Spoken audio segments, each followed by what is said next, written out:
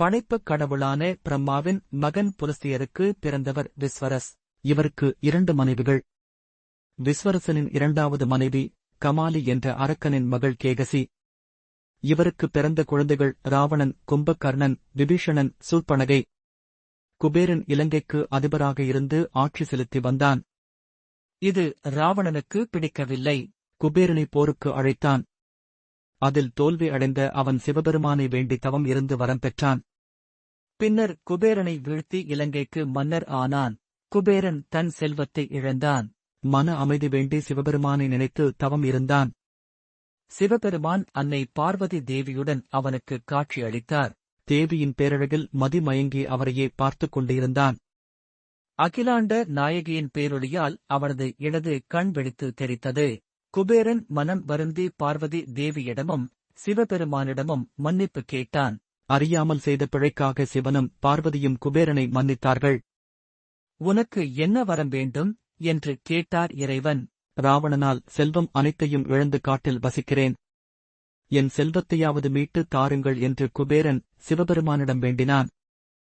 சிவபெருமான் உலகத்து செல்வம் முழுவதையும் அவனிடம் ஒப்படைத்து உழைக்கின்ற மக்களுக்கு அவரவர் விதிப்பயனுக்கு ஏற்ப கொடுத்து வர கட்டளையிட்டார்.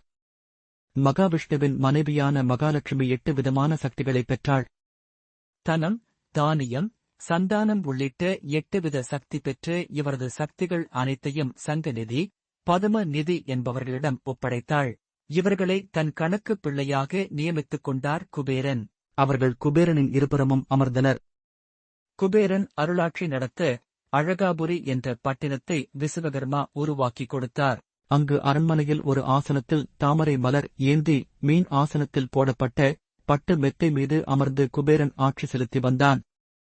இவரது வலதுபுறத்தில் சங்கநிதியும் இடதுபுறத்தில் பத்மநிதியும் அமர்ந்து இருப்பார்கள். சங்கநிதி கையில் சங்கு வைத்திருப்பார். இவர்தான் குபேரனிடம் செல்வம் பெற அனுமதி கொடுப்பார். இவரது கை வரத முத்திரை தாங்கியிருக்கும். தாமரையும் சங்கும் செல்வத்தின் அடையாளங்கள் ஆகும். தீபாவளி அன்று இரவில் குபேரனை விசேஷமாக தங்க, வெள்ளி நாணயங்களை வைத்து வழிபடும் பழக்கம் உள்ளது. சிவபெருமானின் உற்ற தோழரான குபேரனுக்கு என்று ஒரு மந்திர சதுக்கம் உண்டு. இந்த சதுரம் குபேரனுக்கு உரியதாக நெடுங்காலமாக வழிபட்டு வருகிறது. வியாழக்கிழமை மற்றும் பூரம் நட்சத்திரம் கூடிய நாளில் இந்த குபேர சக்கரத்தை பிரதிஷ்டை செய்வது நல்லது.